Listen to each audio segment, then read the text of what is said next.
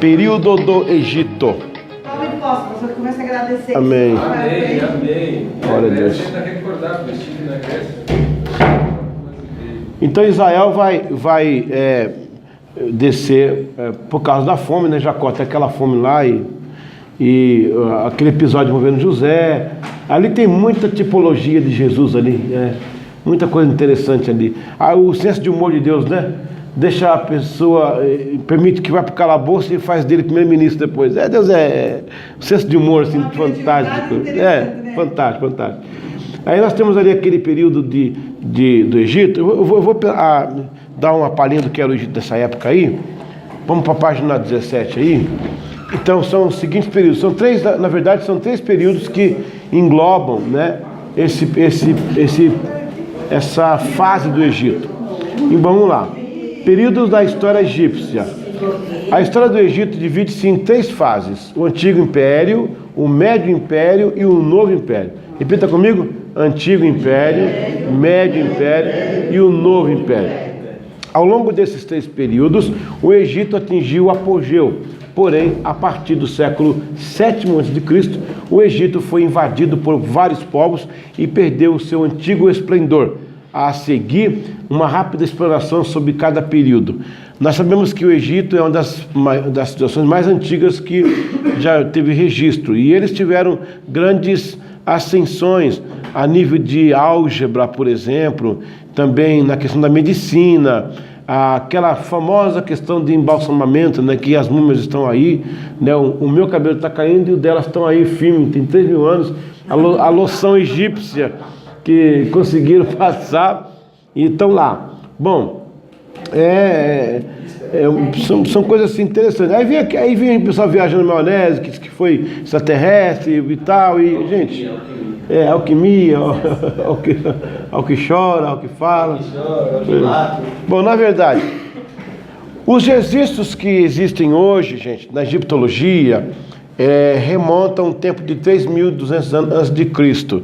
Mas há quem diga que tem um pouco mais, antes aí tem mais coisas. É que aquilo que não é provado não dá para ser comentado, né? Aquilo que tem indício dá para ser investigado. Aquilo que se investiga e se constata dá para ser ensinado. Então, na verdade, ficaremos com esse acordo universal de que o Egito, então, ele remonta de 3.000 anos, apesar que a partir de nós aqui são 5.000 anos, né? Durante o Antigo Império foram construídas obras de drenagem e irrigação. Olha, aquela época, pessoal, que permitiam a expansão da agricultura. São desse período ainda que os grandes pirâmides dos faraós, Quéops, Khafre e Miquelinos, construídas nas proximidades de Mênfis, a capital do Egito da época. Lembrando que o Egito era formado por dinastias. O que são dinastias? O que diferencia uma dinastia de um clã? Clã também tem o mesmo segmento. Na verdade, é um tipo de poder nepotista, onde se origina a monarquia, onde o pai passa para o filho ou para alguém mais próximo da geração. No caso de dinastia, ele é assim considerado por ser algo mais elitizado, mais registrado. Existe uma sequência lógica e hierárquica de familiaridade. O clã vence as tribos que são coligadas dentro daquela nação. Às vezes tem nação que tem várias tribos e um clã subsiste ali daquele povo. Tem uma sequência também hierárquica, mas não é tão organizada como a dinastia. E a dinastia também compreende um período maior. A dinastia transcende, às vezes, as gerações, que é o caso do Egito. Você vai ver que a 12ª dinastia, a 18ª já é diferente, é outro povo, é outra etimologia, é outra etnia. Mas, no entanto, manteve-se uma dinastia naquele país. Porque vão usar os mesmos tipos de governos, os mesmos apetrechos, difere às vezes a linguagem. Que o que me chamou a atenção na pesquisa arqueológica é que quando José é recebido no Egito, não sei se vocês já pensaram sobre isso, José é recebido no Egito, assim, ele foi levado como mercadores, né? Ele não teve dificuldade de conversar com os egípcios. Notou que depois a família veio também, entrou lá e conversou, e negociou, e comprou, e pegou cereal e tal, e conversaram com eles? Alguém notou isso aí na Bíblia? Não está escrito assim? Por quê? Porque eram semitas. Aquela dinastia era semita. Eu estou te passando uma coisa que não se ensina em seminário. Geralmente passa correndo aí por cima e coloca assim, né? Agora, como é que aquele povo depois expulsou o Israel? Aí tem outra história. Já é outro povo, dentro da mesma dinastia, mas com etnias diferenciadas, e eram cananeus, os Ixos eram cananeus. Mas o povo que recebe o José era um povo semita.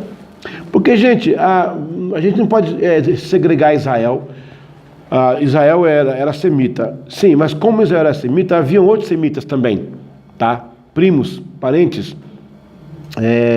Veja, o caso dos assírios, grande parte era semita. O hebraico que se falava era uma variante do aramaico siríaco. Então, é uma região que engloba muita miscigenação. É difícil você pontuar e separar povo, língua, linguagem. Havia sempre um resquício, um pouco de cada. Quando nós entrarmos em parte da cultura, a gente vai entender que por que Israel tinha tanto problema com a idolatria? Por que toda vez tinha um profeta falando, gente, derruba esses altos aí, isso não é o nosso Deus? Porque havia um El também, um El cananeu, um El genérico, para confundir Israel. Mas você vai te arrepiar esse negócio, você vai ver quando chegar lá. Então, você entendeu que interessante isso? Já o José é recebido no Egito lá, conversa, entra e sai, é empregado do Patifar, porque era um povo semita, a linguagem era bem semelhante. As pirâmides eram túmulos dos faraós, para o seu interior eram levados grandes quantidades de objetos que pertenciam ao soberano, como móveis, joias e outros objetos preciosos. Durante o antigo império, o faraó conquistou os amplos poderes. Isso acabou gerando alguns conflitos. Os grandes proprietários de terra e os chefes de diversos nomos não aceitaram a situação e procuraram diminuir o poder de faraó. Essas disputas acabaram por enfraquecer o poder político do Estado. Presta atenção. Essa situação vai se repetir aonde? Com Roma. Quem derruba Roma? Os bárbaros. Que na linguagem romana, qualquer um era bárbaro que não fosse pertencia a Roma, né? Aí tinha os godos, visigodos, os jutos, os picos, os anglo-saxões, os germanos, que eram os maiores. Os pequenos grupos derrubam Roma, assim como os pequenos grupos derrubaram o Egito. Eles se infiltraram dentro da sociedade e quebraram com a nação. Mas como havia um modelo pronto de nação, aí que está a dinastia. Eles percebem. Por isso que a nossa cabeça confunde às vezes. Como é que pode um povo receber Israel, outro expulsar? Como é que pode estar? E os nomes também, porque eles vinham, usavam o mesmo sistema, ficavam debaixo daquele sistema, estabeleciam uma dinastia, mas não era. Era povos também diferenciados. Então o Egito ele tem com ele grandes segredos até hoje que não foi desvendado. Aliás, há uma matéria chamada Egiptologia. Egiptologia que a fundo eles tentam decifrar isso aí. O Médio Império vai distar de 2100 anos antes de Cristo e 1580 antes de Cristo. Já vai chegar perto dos Ixos, já chega perto de Israel agora aí, ó, tá vendo? Israel vai chegar nessa época aqui, ó, mais ou menos, lá no Egito. Durante o Médio Império, os faraós conquistaram o poder político do Egito. No Egito, a capital passou a ser Tebas. Nesse período, conquistas territoriais trouxeram prosperidade econômica. Lembrando que o Nilo é o rio que corta ele nasce na delta do Nilo, lá em cima, no Mediterrâneo, e vai cortando o país. E ele traz, o Nilo tem como é que chama? Uma margem muito rica para a agricultura, para o cultivo e para a agropecuária, uma fonte maravilhosa daquela época. Das margens do Nilo vão ser tirados os juncos, tipo, nós chamamos de um tipo de palmito, onde eles vão fazer a escrita, o papel para fazer a priori os hieróglifos, consequentemente as gravuras, posteriormente as escritas. Então eles faziam, é um material muito interessante, você vê eles fazendo na hora para você lá. É claro que a técnica antiga era um pouco mais diferenciada, né? Era mais técnica mesmo, né? E hoje eles fazem lá, eles amassam aquele papiro lá, no caso palmito, né? A gente conhece como palmito, muito próximo ao palmito. E depois eles com argila, né, mistura, move as tintas e ela mostra como é que faz. Eu tenho alguns lá em casa que eu trouxe do Egito, é interessante. Ainda vou ter meu ateliê ainda, ora por isso, mas é um sonho que eu tenho, ter meu ateliê de história com essas peças para a pessoa ver. E aí, com o Nilo, né, dentro do Egito já não dá mais. É uma tristeza, né? Então, minha irmã, todos os países, todas as civilizações que levantaram contra Israel viraram ruínas. Olha, se você conhecer lá o que nós temos sobre a glória do Egito, irmã, é de perder a voz. É de perder a voz. Na verdade, assim, quando a gente vai lá, quando eu fui, eles ainda têm um amor pela história. Eles falam que lá é o centro do mundo. Né? Aí defende o peixe deles. Mas olha. Para defender o peixe deles, não, você tem que falar para as pessoas virem conhecer. E a história realmente, né, que começou lá. Meu Deus. Só que quando você chega lá, né, eu falei, eu não digo para ninguém, vá para o Egito, porque é uma tristeza. Sujo. Imundo, cheira mal, fora muito ladrão. Naquelas pirâmides ali, o cara coloca você no camelo, não desce, tem que pagar quanto ele quiser para descer do camelo. Chamar você para trás para conversar, vai te roubar. Nossa, é terrível. Ali, eu não tenho ido ao Egito, não. Tem 3 anos que eu não vou mais, não. Não quero mais, não. É dor de cabeça.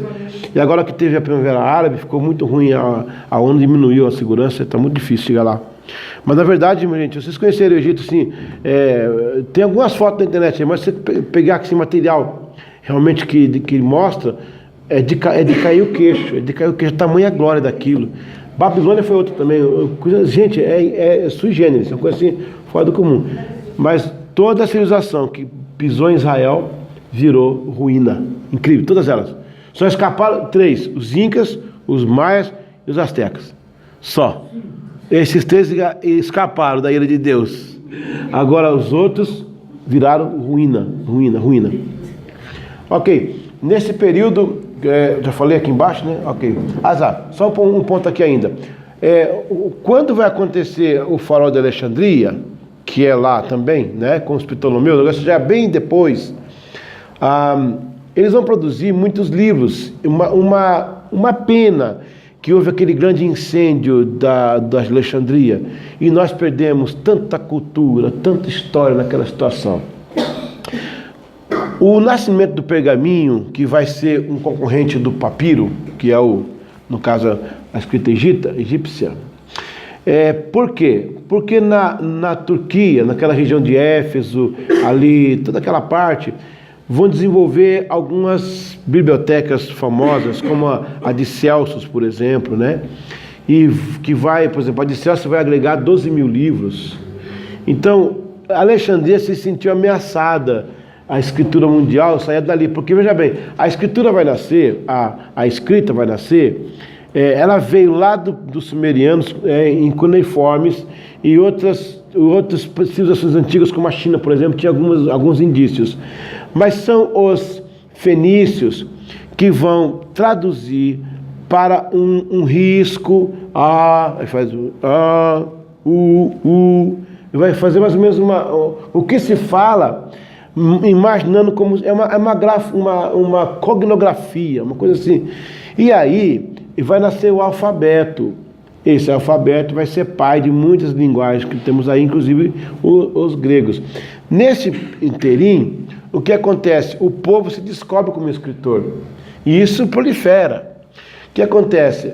Quando Alexandria se sente ameaçada pelos escritos da Grécia e também dos escritos da Turquia, eles vão impedir que as navegações que levam papiros vão para aqueles lados. E aí ficam sem escrever.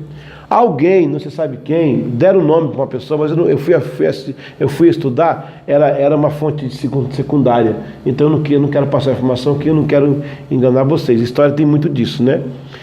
Se um dia a gente achar, mas até agora é a fonte secundária. O achismo é uma coisa assim, o achismo é uma ciência, né, cara? O cara acha e fala, né? Eu acho, acabou. Isso não é Deus, né? Bom, alguém, né, lá em Pérgamo, que é a cidade, uma das cidades que eu tive lá agora no ano passado, Pérgamo, né? Alguém teve uma ideia de pegar o couro de uma cabra, de um bode, e escrever atrás, o couro secou, parece com papiro. Deixa eu ver se funciona. Aí, opa, aqui dá. Aí começou-se a pegar couro de animais para fazer o pergaminho. Pergaminho não é porque é de pergaminho significa livro de Pérgamo. O nome é Pérgamo, mas porque foi de lá que vieram os pergaminhos. E aí, quando se descobre isso, se estoura a nova escrita. Então o mundo começa a escrever. Tanto é que as cartas apostólicas é feitas em quê? Pergaminho. Não é mais um papiro. Pode ser que tenha alguma. Eu não vi nenhuma até agora, né? Mas a história conta que eram pergaminhos que se faziam, né? De aquele rolo que o pessoal abria e tal, falava. Foi essa confluência que aconteceu. Mas tudo aqui já originado no Egito. Gente, desculpa, eu estou falando muito rápido as coisas, não? Porque eu estou com medo de deixar vocês confusos. Não quero, né? Quero só a ânsia de ensinar, de falar as coisas aqui, né? Misericórdia. Aí vem o final, que é o Novo Império. E último, porque depois disso aí foi só uma sequência de derrotas. O período iniciou-se com a expulsão dos Ixos e foi marcado por numerosas conquistas territoriais. Em seu final ocorreram agitações internas e outra onda de invasões. Devido ao enfraquecimento do Estado, o Egito foi conquistado sucessivamente pelos assírios. Aí você vai ter aqui, ó, uma parte que vai vir paralelo com o cativeiro do norte de Israel do Norte. A conquista pelos assírios em 70, em 525 dos persas. Aí tem a mistura média e persa. Ciro e Dario eram parentes. E os gregos vêm em 332 com o Alexandre o Grande.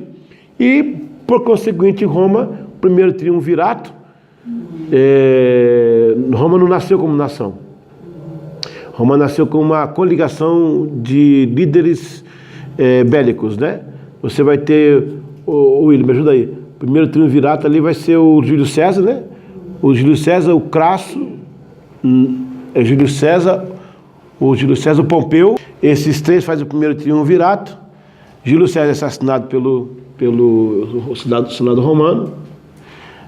O Marco Antônio, o Pompeu morre no Egito. Dizem que ele tinha um caso com isso, tá, a mulher lá, disse que era bonita demais. E esse período aqui que Roma vai nascer como nação. O primeiro triunvirato, o segundo triunvirato, depois ela vira uma nação e depois ela desfalece em 476. Mas no Médio Império, ó, entre o Médio Império e o Novo Império, situa-se Israel. Israel está aí. Na verdade, o povo Ixo é o povo que vai fazer a transição de queda de poder. Israel chega no tempo de um povo lá atrás, que não são os Ixos, embora era uma dinastia, se eu não me engano, a 12ª do Egito, e eles vão ficar ali nesse período. E agora tem que sanar aqui uma dúvida. Quantos anos Israel passou no Egito? Como é que se prega por aí? O que a gente ouve, né? Então, 400 anos. Não é isso que a gente ouve, 400 anos. Então, mas não foi 400 anos que Israel passou no Egito. 215 anos só. Sabia disso, não? Se você faz a conta da promessa do capítulo 12 de Gênesis até o capítulo 15, são 30 anos. Depois daquele capítulo 15, você faz a conta lá, o nascimento de Isaac até Israel descer e pisar em Gozém, na terra de Gozém, nós vamos ter um período de 215 anos dentro ali. Você pode contar ali, você pode vir na cronologia que vai dar 215 anos. Israel entrou e ficou 215 anos. É porque Moisés que fala isso. A confusão está... Moisés ele fala... Não tem confusão. É a questão de locar o que ele falou dentro da história. Então vamos lá. Quando chega no Monte Horebe, que é o Sinai, é o mesmo nome, mesmo significado, Monte de Deus, ele cogita isso. O Moisés fala 430 anos, tal, e conta aquela história. A palavra de Deus para Abraão não foi 430, foi 400. O que está acontecendo aí? Claro, porque a promessa de Deus começa a contar com o nascimento da própria promessa em si, que foi Isaac, que dá 400 anos. A promessa nasceu no capítulo 15 de Gênesis. A promessa foi falada no capítulo 12. O vaticínio foi 12, o nascimento foi 15. Então nós temos aí 30 anos de diferença, 25 anos de diferença, e varia, né? 25, 30 anos, que é o nascimento de Ismael. Abraão vai ter o filho depois, né, o Isaac. Do Isaac, então, até Jacó entrar com o povo no Egito, dá 215 anos. Contando com a promessa lá no capítulo 12. Do Egito para Horebe dá 215 anos. Nós vamos ter realmente os 430 que o Moisés falou. Bateu. Não tem dúvida aí. Eu posso puxar a datação, se vocês quiserem. Não seria hoje, eu podia trazer, mas basicamente essa a ideia, quando você pega a cronologia. Você vai contando ali, inclusive via gerações. A Bíblia dá até a dica via genealogia. Se você vai contando e vai somando, vai dar certinho. 215 anos, eles vivem ali em Berseba, naquela região, e desce para o Egito, fica 215 anos lá. Pegou ou não? E a gente sempre viu isso, né? Que foram 400 anos de sofrimento. Não foi não, foi só 215 anos que eles sofreram. Só. Em comparação aos 400, já foi metade, né? Mas tem alguma dúvida aí? Senão eu volto na matéria, a gente clarifica mais aí. Daí quantos gerações? 215 gerações? Agora eu fiquei em crise aqui, porque eu pra mim era 430. Agora eu fiquei em crise. Pode estudar lá que vai dar isso, vai dar 215 anos. Só faz 20 anos só que você está enganado. Vamos supor que foram 215 anos no Egito ainda, duas partes. A última parte do sofrimento foi 215 anos só. Só que eu falo assim, em comparação aos 400. Metade pelo menos, né? Não sofreu tanto assim. É muito sofrimento, né? Agora, de Jacó até a saída, realmente o povo ficou sem aquela presença deística, né? Aquele culto, o cerimonial, a Páscoa que vai trazer, que vai reinaugurar essa fase de adoração. Então a gente tem experiência. Mas se vocês quiserem, eu posso amanhã, para não atrapalhar aqui meu esquema, eu trago para vocês a datação, porque são coisas que não vão me prender, são coisas que discutir datas não, né? Mas se você quiser uma ideia mais aprimorada, eu trago a datação certinho para você fazer a conta comigo, vai dar isso aí. Afinal, o seminário é para isso. É para a gente aprender, desvendar os mistérios, ou ficar pior, não sei. Não pode virar, né? Bom, isso aqui é um bônus da aula, é o período do Egito, onde teve as 10 pragas, né? Olha lá, a primeira praga foi as águas do Nilo, viraram em sangue, né? Está na sua matéria, está na sua apostila aí, ó. A segunda praga, a infestação das rãs. A terceira praga, a infestação dos piolhos, é a praga do Egito. Porque esses bichinhos não estavam na arca, né, cara? Acho que foi um bônus do Egito, né? A Bíblia não fala que entrou o casal de piolho, entrou? O casal de...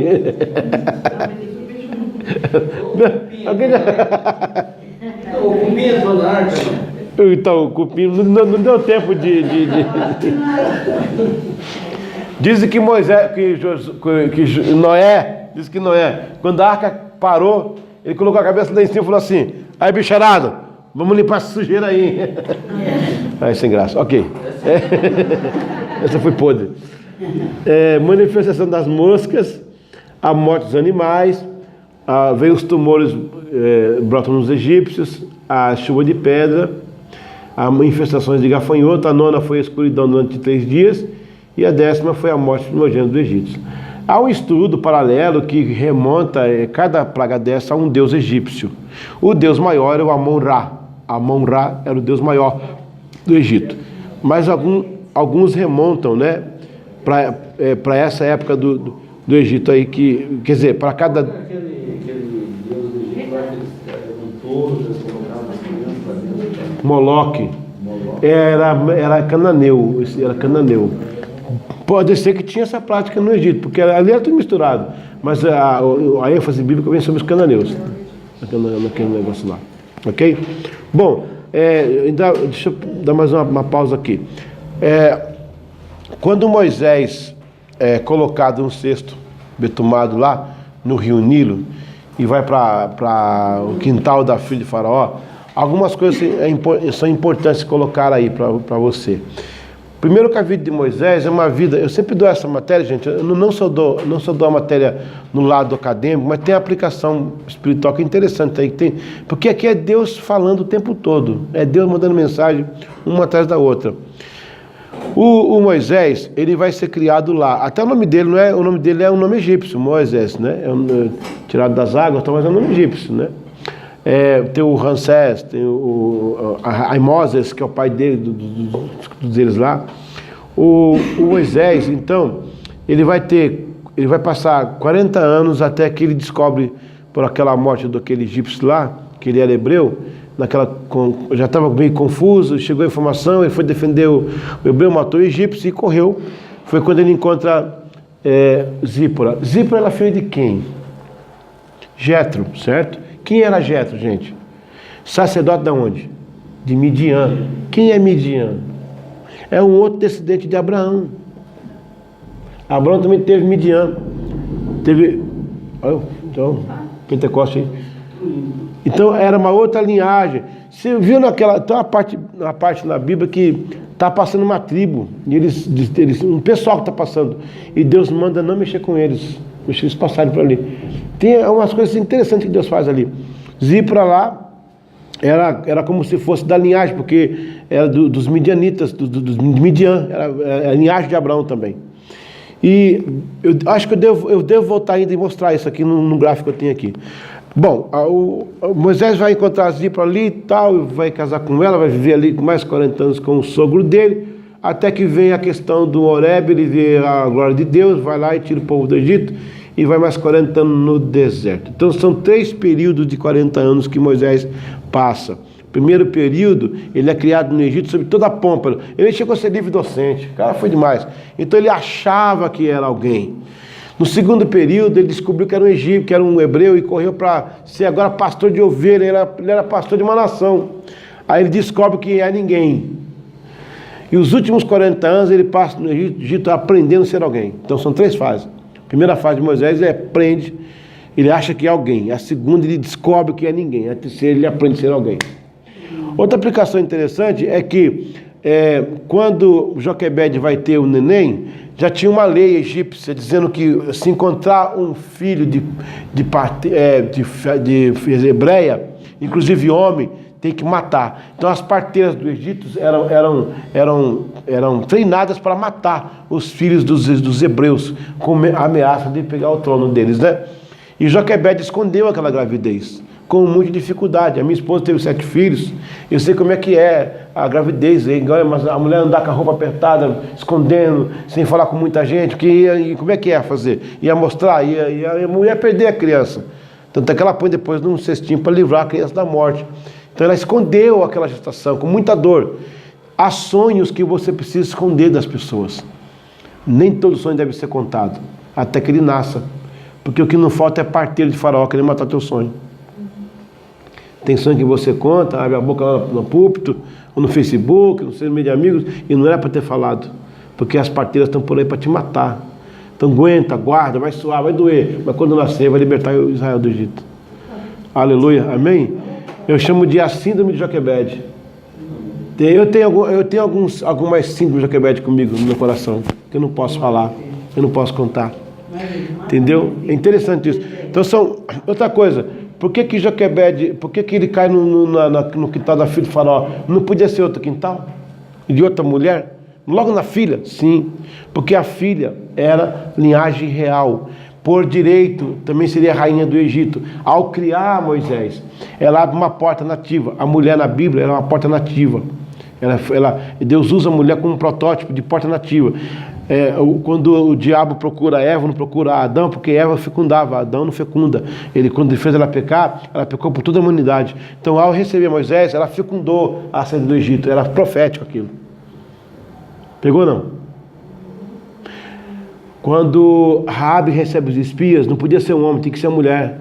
Ela é a que fecunda, ela é a porta nativa. Não podia ser outro nome, podia ser Antônia, Joana, Maria, tem que ser uma mulher. Porque quando ela recebe os espias, ela fecunda a queda de Jericó. Pode ver que a primeira pessoa endemoniada na Bíblia, a primeira é mulher, porque fecunda a doutrina da libertação. A primeira pessoa a ver a ressurreição não foi os homens, eles desmaiaram, eles não podiam ver. Tanto é que ele desmaiou, foi um desmaio coletivo, interessante, né? Foi Deus que desmaiou. Porque só a mulher podia ver. Quando elas veem Cristo ressurreto, fecunda a doutrina da ressurreição. A primeira pessoa evangelizada fora dos termos de Israel foi samaritana, que era o protótipo dos egípcios, para fecundar a pregação até nós. Era fecundação via mulher. Por isso que fala assim, ó, o Espírito e a noiva, dizem, vem, não é o noivo. O noivo é mais interessado, ele vê na cruz, morreu por mim, mas é a noiva que fecunda a volta de Cristo, a igreja que fecunda. É ela que vai gerar essa volta de Cristo. E eu estou sentindo que nós estamos com dor de parto. Aleluia.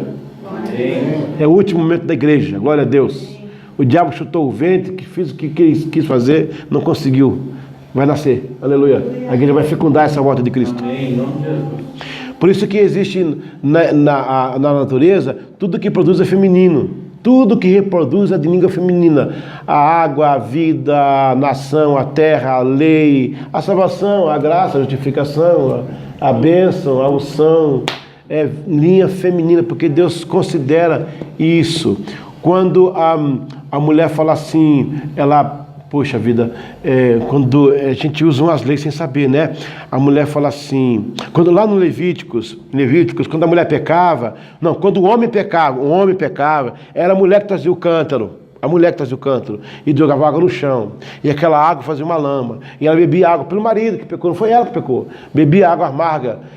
Aí o sacerdote falava assim, ó, há pecado em sua casa, ele dizia, amém, amém, que era por ela e por ele, porque ela era um protótipo da cruz. Ela nisso projetava a cruz. Por isso que a Bíblia diz que o Gabriel fala com Maria, não fala com José. É porque ela fecundava. O homem podia atrapalhar. Aí, essa lei é uma lei interessante. Pode ver, os ministérios na Bíblia, a Lídia começou por ela, algumas coisas ali. É interessante. Eu sou pastor, eu dou muito aconselhamento pastoral para casais. E aí é muito comum a mulher falar assim, pastor, sabe por que a gente está nessa situação? Porque ele é cabeça dura, pastor. Eu já falei com ele, eu já mostrei, já falei, mas ele não me ouve, pastor. Não, ela usou uma lei espiritual sem saber. A ignorância é isso, por não conhecer a Bíblia. Oséias disse assim, Oséias, meu povo peca, erra por falta de dinheiro, não é isso?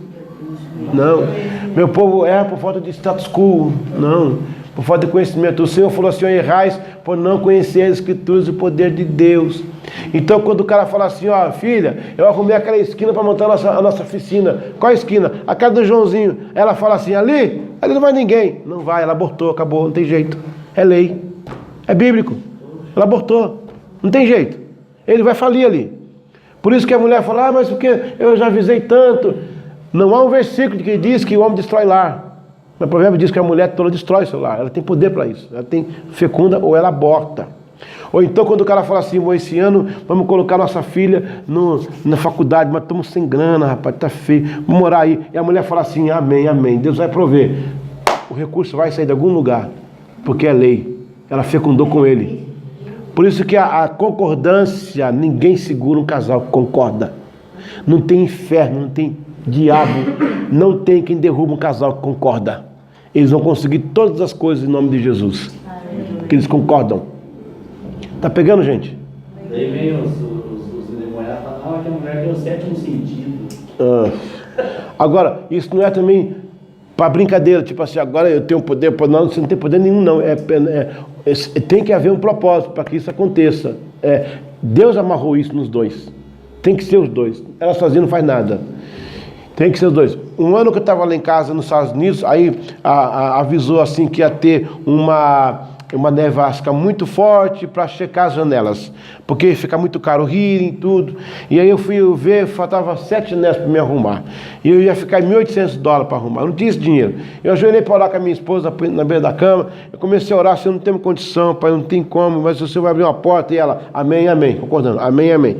Acabou a oração, fomos dormir. No outro dia no culto, acabou o culto, o irmão Humberto me procurou, um irmão da igreja, muito querido. Pastor Eliseu, eu estava orando ontem e Deus mandou te abençoar financeiramente, pastor. Olha, eu não sei o que é, mas Deus tocou no meu coração, me vendeu até o valor, $2.000, $2.000, é o que eu posso, é o que eu posso te ofertar. Eu falei, amém, irmão, eu estou precisando tocar na janela mesmo, tal. Mas quando é que foi isso? Foi ontem à noite, que hora? Era umas 10 horas. Na hora que eu orei com ela, e ela falou, amém, amém, o recurso saiu do trono. Fecundou. Vocês não notaram que depois que a presidenta assumiu a nossa nação, proliferou essa questão homossexual, homoafetiva, essa anarquia? Eu não quero ser político, gente, pelo amor de Deus, me entenda. É espiritual a coisa. Ela era uma porta nativa. Ela era mulher. E ela fecundou tudo isso na país. Agora, para tirar isso, vai ser Deus nos acuda, porque foi fecundado. Então, tudo isso, quando a mulher recebe, quando a filha de Faraó recebe Moisés, ela fecunda a saída do Egito. Amém, igreja? Amém. Amém. Pronto. Que horas são? São 9h05. 9h05. Vou fazer mais uma aula então, rapidinho. Então, mais um período de... Ó, gente, quando der horário, eu vou começar a aula sozinho, tá? Você pode a matéria. 5 minutos. 5 minutos? Então 9h05. 5, Então 9h10. 9h10, 9h11. Tomar uma água no banheiro. Amém. Mas será que tem alguém que quer ir? Tá tão bom. Mas é bom para pessoas também. Isso é rapidinho, 5 minutos.